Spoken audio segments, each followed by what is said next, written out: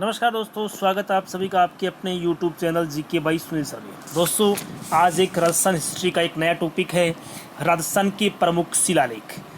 शिलालेखों से संबंधित एग्जाम में बहुत बार क्वेश्चन दोस्तों एग्जाम में पूछे जाते हैं, इसलिए मैंने ऐसे ऐसे क्वेश्चन उठाए हैं बुक से जो एग्जाम के दृष्टिकोण से बहुत ज़्यादा महत्वपूर्ण। दोस्तों, आज मेरा पेपर नंबर 50 है। इससे पहले मैं राजस्थान ज्योग्राफी पूरी करवा चुका हूँ, उसके कुछ वीडियो हैं जो आप मेरी प्लेलिस्ट में देख सकते हैं। चलो दोस्तों, हम शुरू करते हैं। आज का हमारा सबसे पहला क्वेश्चन,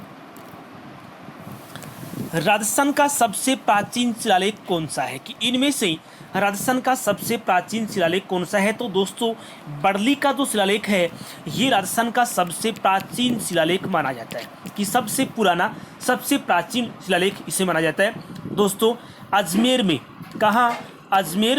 अजमेर में 443 ईसा पूर्व, ये बात ध्यान रखना आपको, ईसा पूर्व में बड़ली का शिलालेख प्राप्त हुआ था। दोस्तों, ये भी पूछ सकते हैं कि बड़ली का शिलालेख कहाँ से प्राप्त हुआ था? तो ये अजमेर से प्राप्त हुआ था। कब प्राप्त हुआ था? ये प्राप्त हुआ था 443 ईसा पूर्व, इसलिए पुराना है। ठीक है दोस्तों, और जानकारी आपको बता देता हूँ। इस शिलालेख, ये जो बड़ली का शिलालेख है, जो राज्य का सबसे प्राचीन शिलालेख है, जो अजमेर में प्राप्त हुआ, 443 ईसा पूर्व प्राप्त हुआ, इस पर दोस्तों एक लिपि अंकित है और उस लिपि का नाम है ब्राह्मी लिपि। कौन सी लिपि है? ब्राह्मी लिपि अंकित थी। इस शिलालेख की प्रमुख उपलब्धि अजमेर तथा मध्यमिका में जैन धर्म के विस्तार की जानकारी मिलती है। कि निम्न में से राज्य से प्राप्त वह अभिलेख जिससे जैन धर्म के विस्तार से संबंधित जानकारी मिलती है, तो वह कौन है? बड़ली का शिलालेख। एक बार फिर से रिपीट कर रहा हूँ कि राजस्थान का सबसे प्राचीन शिलालेख बड़ली का शिलालेख है, जो अजमेर में 443 ईसा पूर्व प्राप्त हुआ था, जो राज्य का सबसे प्राचीन है। दोस्तों, ये जो बड़ली का शिलालेख है यहाँ ब्राह्मी लिपि अंकित है और जैन धर्म के विस्तार से संबंधित जो जानकारी है वो देता है कौन सी? बड़ली का शिलालेख। चलो दोस्तों, अगला क्वेश्चन है हमारा, राज्य के किस स्थान से बड़ली का शिलालेख प्राप्त हुआ? तो मैंने आपको अभी बताया, ये अजमेर से प्राप्त हुआ है, 443 ईसा पूर्व प्राप्त हुआ, ब्राह्मी लिपि अंकित है और जैन धर्म के विस्तार की जानकारी हमें ये देता है। चलिए अगला क्वेश्चन दोस्तों, चित्तौड़ के समीप घोसुंडी शिलालेख में सर्वप्रथम हमें उल्लेख मिलता है कि चित्तौड़ के समीप से एक शिलालेख प्राप्त हुआ जिसका नाम है घोसुंडी शिलालेख। सर्वप्रथम हमें इसमें उल्लेख मिलता है, तो किस बात का हमें उल्लेख मिलता है? दोस्तों, भागवत धर्म से संबंधित जो जानकारी है उसका सबसे पहले उल्लेख हमें घोसुंडी की शिलालेख से प्राप्त होता है। दोस्तों, द्वितीय शताब्दी ईसा पूर्व घोसुंडी शिलालेख घोसुंडी गांव चित्तौड़गढ़ से प्राप्त हुआ। कहां से प्राप्त हुआ? चित्तौड़गढ़ से। कब प्राप्त हुआ? ये द्वितीय शताब्दी ईसा पूर्व प्राप्त हुआ। इस लेख का महत्व है, द्वितीय शताब्दी ईसा पूर्व में भागवत धर्म, कौन सा धर्म? भागवत धर्म का प्रचार, संकर्षण और वासुदेव की मान्यता की जानकारी हमें मिलती है। ठीक है, तो ये बात थी चित्तौड़गढ़ के समीप घोसुंडी शिलालेख में सर्वप्रथम हमें उल्लेख मिलता है। तो कौन से धर्म का? यहाँ धर्म पूछे जैन, बौद्ध, शाक्त और भागवत, तो हमारे क्वेश्चन का आंसर क्या होगा? भागवत धर्म का हमें उल्लेख मिलता है। चलो दोस्तों, हमारा नेक्स्ट क्वेश्चन है, नांदसा नामक गांव कहाँ स्थित है जहां से नांदसा यूप स्तंभ लेख प्राप्त हुआ?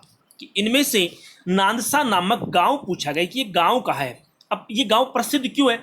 ये प्रसिद्ध इसलिए है क्योंकि यहां से नांदसा यूप स्तंभ लेख प्राप्त हुआ है। कौन सा? नांदसा यूप शिलालेख यहां से प्राप्त हुआ है। तो ये दोस्तों कहाँ स्थित है? ये भीलवाड़ा में है। नांदसा यूप स्तंभ लेख जो है ये भीलवाड़ा जिले में एक नांदसा गांव पड़ता है। कौन सा गांव पड़ता है? एक नांदसा गांव है। वहां पर एक सरोवर के निकट, किसके निकट? एक सरोवर के निकट एक गोल आकृति में लेख मिला। कैसी आकृति में है? गोल आकृति में एक शिलालेख में हमें वहां से प्राप्त हुआ। दोस्तों, माना जाता है कि ये जो शिलालेख है ये लगभग 225 ईसा पूर्व, कब का है? 200 ईसा पूर्व नहीं दोस्तों, सॉरी, 225 ईस्वी के आसपास का, 225 ईस्वी के आसपास का इसे माना जाता है। ठीक है, तो नांदसा गांव कहाँ है? भीलवाड़ा में। और वहां से क्या प्राप्त हुआ है? तो दोस्तों वहां से प्राप्त हुआ है नांदसा यूप स्तंभ लेख प्राप्त हुआ है। तो ये भी पूछ सकते हैं कि नांदसा यूप स्तंभ लेख निम्न में से कहाँ से प्राप्त हुआ? तो कहाँ से प्राप्त होता है? भीलवाड़ा के नानसा नामक गांव से प्राप्त हुआ है। चलिए दोस्तों, हमारा अगला क्वेश्चन है, निम्न में से वह शिलालेख जिसमें बप्पा रावल को विप्रवंशीय बताया गया, कि इनमें से वह कौन सा अभिलेख है, कौन सा शिलालेख है जहां पर बप्पा रावल का नाम आपने बहुत बार सुना होगा राजस्थान के इतिहास में, तो बप्पा रावल को विप्रवंशीय बताया गया है, तो वह कौन सा है? वह कुंभलगढ़ शिलालेख है। कौन सा शिलालेख है? कुंभलगढ़ शिलालेख है। दोस्तों 1460 ईस्वी में, कब? 1460 ईस्वी के कुंभलगढ़ शिलालेख में कौन सा वंश आपको पता होगा? बप्पा रावल है। कौन से वंश के? गुहिल वंश के वास्तविक संस्थापक कौन? बप्पा रावल को क्या बताया गया है? विप्रवंशीय बताया गया है। कौन से अभिलेख में, कौन सी शिलालेख में? तो कुंभलगढ़ शिलालेख में ये बात बताई गई है। चलो दोस्तों, अगला क्वेश्चन है। दोस्तों ये क्वेश्चन आप कैसे हैं मुझे कमेंट बॉक्स में आप जरूर बताते रहें, मेरा हौसला अफजाई करते रहें। दोस्तों आपके द्वारा बताया गया ही मेरे लिए ईंधन का काम करेगा कि आपकी तैयारी कैसे चल रही है, या फिर ये क्वेश्चन कैसे हैं, ये आप मुझे बताओगे कमेंट बॉक्स में, तो मेरे लिए वो एक ईंधन का काम करेगा। मैं और उससे बेहतर पढ़ाने की आपको कोशिश ही करूँगा। चलो दोस्तों बात करते हैं, निम्न में से वह शिलालेख, निम्न में से वह शिलालेख जिसमें सामंतवादी व्यवस्था तथा तांत्रिक विधियों का उल्लेख मिलता है, कि निम्न में से वह शिलालेख कौन सा है जिसमें सामंतवादी व्यवस्था और क्या तांत्रिक विधियों की जानकारी मिलती है, तो वह कौन सा है? गंगधार। कौन सा शिलालेख है? गंगधार शिलालेख है। दोस्तों झालावाड़ जो जिला है, याद रखना, झालावाड़ जिले से प्राप्त 424 ईस्वी के गंगाधार, कौन सा? गंगधार, गंगधार जो शिलालेख है, इसकी विशेष उपलब्धि थी क्योंकि 5वीं शताब्दी के आसपास सामंतवादी व्यवस्था का वर्णन इसमें किया गया है, और इसके साथ साथ तांत्रिक विधियों की जानकारी भी गंगधार शिलालेख से प्राप्त होती है, जो कहाँ से प्राप्त हुआ? झालावाड़ से। और ये कितना पुराना है? तो ये 424 ईस्वी के आसपास प्राप्त हुआ था। ठीक है, चलिए हमारा आज का अगला क्वेश्चन है, रणकपुर का अभिलेख किस मंदिर के स्तंभ पर खुदवाया गया? रणकपुर का अभिलेख कौन से मंदिर के स्तंभ पर खुदवाया गया है? तो दोस्तों ये चौमुखा मंदिर। कौन सा मंदिर है? चौमुखा। दोस्तों याद रखना, 1439 ईस्वी का रणकपुर, कौन सा है? रणकपुर शिलालेख चौमुखा मंदिर के स्तंभ पर खुदवाया गया, कि रणकपुर का अभिलेख चौमुखा मंदिर के स्तंभ पर खुदवाया गया है। यही हमारे क्वेश्चन का क्या है? आंसर है। और जानकारी के लिए दोस्तों मैं आपको बता देता हूं कि आपने नाम सुना होगा धरणक साह। कौन? धरणक साह एक सेठ थे। धरणक साह कौन थे? एक सेठ थे, और एक उनका दरबारी था जिनका नाम क्या था? देपाक। एक उनका नाम क्या था? देपाक। ठीक है, धरणक साह सेठ ही, और देपाक जो उनका दरबारी कवि है, ये दरबारी जो था लेखक था, शिल्पकार था। देपाक क्या था? एक शिल्पकार था। इन दोनों की जानकारी कहाँ से? रणकपुर अभिलेख से मिलती है। किससे मिलती है? रणकपुर अभिलेख में धरणक साह सेठ और उनके शिल्पकार कौन? देपाक, उनसे संबंधित जानकारियां प्राप्त होती है रणकपुर के अभिलेख में, और चौमुखा मंदिर के स्तंभ पर यह अभिलेख खुदवाया गया था। चलिए अगला क्वेश्चन है, निम्न में से वह शिलालेख जिसमें बप्पा रावल व कालभोज व्यक्ति को अलग अलग व्यक्ति होना बताया गया है, कि निम्न में से वह कौन सा शिलालेख है जिसमें बप्पा रावल और कालभोज, ये इनको दो व्यक्तियों के रूप में बताया, कि ये बप्पा रावल एक अलग आदमी है और कालभोज भी क्या है? एक अलग आदमी है। ये बात जो है ये निम्न में से कौन सी अभिलेख में बताई गई? तो यह बात रणकपुर के अभिलेख में बताई गई है, कि रणकपुर जो शिलालेख है इसमें मेवाड़ के गुहिल वंश के संस्थापक कौन है? वास्तविक संस्थापक बप्पा रावल और कालभोज को अलग अलग व्यक्ति होना बताया, किसमें? रणकपुर के शिलालेख में। जबकि दोस्तों आपको पता होगा बप्पा रावल व कालभोज एक ही व्यक्ति का क्या था? नाम था। ठीक है, चलिए अगला क्वेश्चन है, बड़ा क्वेश्चन, और एग्जाम में लगभग ऐसे क्वेश्चन, बड़े बड़े क्वेश्चन पूछ जाते हैं, बच्चे को या अभ्यर्थी को कंफ्यूज करने के लिए कि निम्न में से वह शिलालेख जिसमें महाराणा कुंभा को एक विजेता शासक होने के साथ साथ एक कुशल प्रशासक, धर्मपरायण, न्यायप्रिय और प्रजा सेवक बताया गया है, वह अभिलेख कौन सा है, वह शिलालेख कौन सा है? तो वह भी कौन सा है?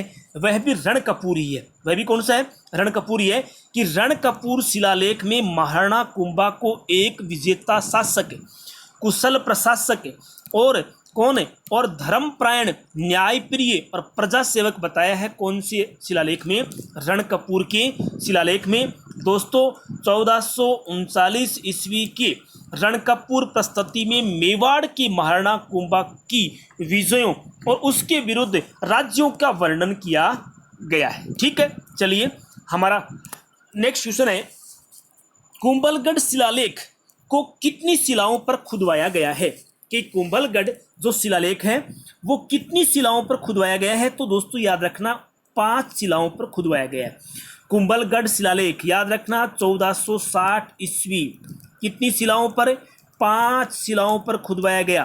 ठीक है, इस स्थान को पहले कुंभ श्याम मंदिर, जहाँ से ये शिलालेख है उसे कुंभ श्याम मंदिर कहते थे। वर्तमान में वह क्या है? वर्तमान में मामादेव मंदिर के नाम से जाना जाता है। ठीक है दोस्तों, याद रखना ये कुंभलगढ़ शिलालेख जो है ये संस्कृत भाषा में नागरी लिपि का प्रयोग किया गया है। कौन सी लिपि का? नागरी लिपि का इसमें प्रयोग किया गया है। ठीक है, चलिए तो कुंभलगढ़ शिलालेख जो है ये 5 शिलाओं पर खुदवाया गया है, ये बात आपको याद रखनी है। अगला क्वेश्चन है, कवि महेश, अत्रि, कान्हा व्यास ने किस एक शिलालेख के लेखन में अपना योगदान दिया? कवि महेश, अत्रि, कान्हा व्यास ने किस एक, मतलब ये 4 जो ऑप्शन है आपके सामने, इसमें से किसी एक शिलालेख के लेखन में अपना योगदान दिया था कवि महेश ने, अत्रि ने, कान्हा और व्यास ने। तो वह कुंभलगढ़ अभिलेख है। कौन सा है? शिलालेख है कुंभलगढ़ शिलालेख है जिसमें कवि महेश, अत्रि और कान्हा व्यास के लेखन का योगदान माना गया है। ठीक है, तो ये उनके रचयिता कवि थे महेश, लेकिन निर्माण की प्रथम बार भूमिका किसने निभाई? अत्रि ने। ठीक है, इसलिए इसे कहा गया है कि कवि महेश, अत्रि और कान्हा व्यास ने अपना योगदान दिया। तो वह कौन? कुंभलगढ़ अभिलेख। ठीक है, चलिए रघुवंश तिलक किन शासकों को कहा जाता है? इनमें से कौन से शासक हैं जिनको रघुवंश तिलक के नाम से भी पहचाना जाता है? तो वह कौन है? कछवाहा वंश। कौन है? कछवाहा वंश के जो शासक हैं उनको क्या कहा जाता है? रघुवंश तिलक के नाम से, के उपनाम से भी इनको जाना या पहचाना जाता है। दोस्तों याद रखना आमेर का जो शिलालेख था उस आमेर के शिलालेख में कछवा शासकों को रघुवंश तिलक के नाम से पहचान मिली। ये कौन से अभिलेख में जानकारी मिलती है? ये हमें आमेर का जो शिलालेख है उस आमेर के शिलालेख में हमें जानकारी मिलती है कि कछवा शासक क्या थे? रघुवंश तिलक के नाम से जाने जाते थे, क्योंकि इससे ज्ञात होता है कछवा शासक भगवान श्री राम के पुत्र कुश के वंशज थे। भगवान श्री राम जो हैं इनके पुत्र कौन? कुश जो हैं उनके वंशज हैं, इसलिए इनको रघुवंश तिलक की उपमा दी गई है। ठीक है दोस्तों, एक बात और आपको ध्यान रखनी है कि सबसे पहले कछवा शासक जो हैं उनको रघुवंश तिलक किसने कहा है? ठीक है, या किसने इस शब्द का प्रयोग किया है? तो उनका लेखक था कौन? उनका लेखक था राजशेखर। कौन है? राजशेखर। राजशेखर ने सबसे पहले रघुवंश तिलक का प्रयोग किया है। ठीक है, ये बात भी आपको ध्यान रखनी है क्योंकि ऐसे क्वेश्चन एग्जाम में पूछे जा सकते हैं। किस शिलालेख में कछवा शासकों के लिए रघुवंश शब्द का प्रयोग किया? तो मैंने आपको अभी बताया है। कौन सा शिलालेख है? तो दोस्तों वह शिलालेख कौन सा है? वह आमेर का शिलालेख है जिसमें कछवा शासकों को रघुवंश शब्द का प्रयोग किया है। अगला क्वेश्चन है, निम्न में से वह शिलालेख जिसमें राणा कुंभा की विजयों का वर्णन, उत्तम लेखन करता, अनेक मंदिर, भवन, दुर्गों का निर्माण करने वाला बताया गया। किसको बताया गया है? तो आप स्पष्ट देख सकते हैं, राणा कुंभा। कौन है? राणा कुंभा की विजयों का वर्णन है उस शिलालेख में। उत्तम लेखनकर्ता के रूप में उनको पहचान मिली उस शिलालेख में। अनेक मंदिर, भवन, दुर्गों का निर्माण करने वाला बताया है। तो वह कौन है? कौन सी अभिलेख में है? तो वह कीर्ति स्तंभ जो शिलालेख है उस शिलालेख में महाराणा कुंभा की विजयों का वर्णन है। कीर्ति स्तंभ शिलालेख में उत्तम लेखन करता बताया है, अनेक मंदिर और भवन के निर्माण करता बताया है, दुर्गों का निर्माण करता हुआ बताया है। राणा कुंभा को कौन से शिलालेख में? कीर्ति स्तंभ शिलालेख में। तो दोस्तों हमारा अगला क्वेश्चन है, कीर्ति स्तंभ शिलालेख के रचनाकार थे तो कौन है? तो दोस्तों महेश भट्ट जो है। कीर्ति स्तंभ प्रशस्ति के रचनाकार कौन है? महेश भट्ट है। कीर्ति स्तंभ शिलालेख आ जाए या फिर कीर्ति स्तंभ प्रशस्ति का नाम आ जाए, तब भी आपको याद क्या रखना है? महेश भट्ट का नाम ही याद रखना है। अगला क्वेश्चन है हमारा, निम्न में से वह शिलालेख जिसमें राणा हम्बीर को विषम घाटी पंचानन की संज्ञा दी गई है, कि निम्न में से वह कौन सा शिलालेख है जिसमें राणा हम्बीर को विषम घाटी पंचानन की संज्ञा दी गई है? तो राणा हम्बीर को विषम घाटी पंचानन की जो संज्ञा है वो किसमें मिली है? वो कीर्ति स्तंभ या कीर्ति स्तंभ प्रशस्ति जो है उसमें उनको ये पहचान मिली है। चलो दोस्तों अगले क्वेश्चन की बात करते हैं। सम्राट अशोक का भाब्रू शिलालेख प्राप्त हुआ, कहाँ से प्राप्त हुआ है? तो बैराट से प्राप्त हुआ है सम्राट अशोक का भाब्रू शिलालेख। अगला क्वेश्चन है, उदयपुर के एकलिंगजी मंदिर से प्राप्त नाथ प्रशस्ति में किस संप्रदाय की जानकारी मिलती है? तो वहां से पाशुपत संप्रदाय की जानकारी मिलती है कि उदयपुर के एकलिंगजी मंदिर से प्राप्त नाथ प्रशस्ति, नाथ क्या है? प्रशस्ति है, उसमें कौन से संप्रदाय की जानकारी मिलती है? तो पाशुपत संप्रदाय की जानकारी मिलती है। दोस्तों अगला क्वेश्चन है, बसंतगढ़ शिलालेख कहाँ से प्राप्त हुआ जिसमें राजस्थानी द्वितीय शब्द का उल्लेख मिलता है? बसंतगढ़ शिलालेख निम्न में से कहाँ से प्राप्त हुआ है जिसमें राजस्थानी या द्वितीय शब्द का प्रयोग किया, उल्लेख मिला? तो वह कौन है? वह सिरोही से। बसंतगढ़ शिलालेख सिरोही से प्राप्त हुआ है जिसमें राजस्थानी या द्वितीय शब्द का प्रयोग हुआ है, उल्लेख मिलता है। चलिए अगला क्वेश्चन है कि कणसावा के शिलालेख में मौर्य वंशीय राजा धवल की जानकारी मिलती है। ये शिलालेख कहाँ से प्राप्त हुआ? तो ये शिलालेख कोटा से प्राप्त हुआ है। कणसवा जो शिलालेख है ये एक मौर्य वंशीय शासक राजा धवल का उल्लेख यहाँ से प्राप्त होता है। ठीक है, चलिए अगला क्वेश्चन है, जाबर के शिलालेख में किसकी पुत्री रमाबाई को वागीश्वरी कहा गया है? कि जाबर के शिलालेख में किसकी पुत्री रमाबाई को वागीश्वरी कहा गया है? तो राणा कुंभा की पुत्री रमाबाई को जाबर के शिलालेख में क्या कहा गया? वागीश्वरी के नाम से पहचाना गया। क्या कहा गया? वागीश्वरी। याद रखना दोस्तों कि महाराणा कुंभा की पुत्री, किसकी पुत्री है? महाराणा कुंभा की पुत्री कौन? रमाबाई। ठीक है, रमाबाई को कौन से शिलालेख में? जाबर के शिलालेख में कौन से नाम से? वागीश्वरी नाम से पहचाना गया। बहुत महत्वपूर्ण क्वेश्चन है। अगला क्वेश्चन दोस्तों हमारा, अचलेश्वर प्रशस्ति में राजपूतों की उत्पत्ति बताई गई है कि अचलेश्वर जो प्रशस्ति कहाँ से प्राप्त हुई? तो ध्यान रखना अचलेश्वर जो प्रशस्ति है ये आबू से प्राप्त हुई है। कहाँ से प्राप्त हुई है? आबू से प्राप्त हुई है। उसमें राजपूतों की उत्पत्ति होना बताया गया है कि किससे प्राप्त, किससे उत्पत्ति हुई राजपूतों की? तो अग्निकुंड से। अचलेश्वर प्रशस्ति में राजपूतों की उत्पत्ति अग्निकुंड से होना बताया गया। अगला क्वेश्चन है, किस शिलालेख में चौहानों को वत्स गोत्रीय ब्राह्मण बताया गया है? निम्न में से कौन सा शिलालेख ऐसा है जिसमें चौहान जो है उनको वत्स गोत्रीय ब्राह्मण बताया? तो वह कौन है? बिजोलिया शिलालेख। कौन सा शिलालेख है? बिजोलिया शिलालेख, जो पार्श्व मंदिर के में उत्कीर्ण है। वहां से ये बताया गया कि चौहान वत्स गोत्रीय क्या है? ब्राह्मण है। कौन से अभिलेख में? बिजोलिया के अभिलेख में। अगला क्वेश्चन है, बिजोलिया अभिलेख में किस चौहान राजा के शासन काल को स्वर्ण काल कहा गया? कि बिजोलिया जो अभिलेख है उसमें कौन से चौहान राजा के शासन काल को क्या कहा गया? स्वर्ण काल कहा गया है। तो विग्रह राज चतुर्थ, किसको? विग्रह राज चतुर्थ के शासन काल को बिजोलिया अभिलेख में स्वर्ण काल माना गया है। ठीक है, तो ऐसे क्वेश्चन भी एग्जाम में बहुत बार पूछे जाते हैं। बहुत महत्वपूर्ण क्वेश्चन है। अगला क्वेश्चन है, चित्तौड़ का नाम खिजराबाद किस शिलालेख में मिलता है? ये दोस्तों आपको पता होगा चित्तौड़ जो है उसे खिजराबाद भी कहा गया है, लेकिन ये बात कौन से शिलालेख में मिलती है? तो ये बात जो है ये धाइबी पीर की दरगाह क्या लेख जो 1325 ईस्वी में, ठीक है, धाइबी पीर की दरगाह का जो लेख है वहाँ प्राप्त जो शिलालेख है उसमें चित्तौड़ को क्या कहा गया है? खिजराबाद कहा गया है। ये जानकारी धाइबी पीर की दरगाह के लेख से प्राप्त होती है।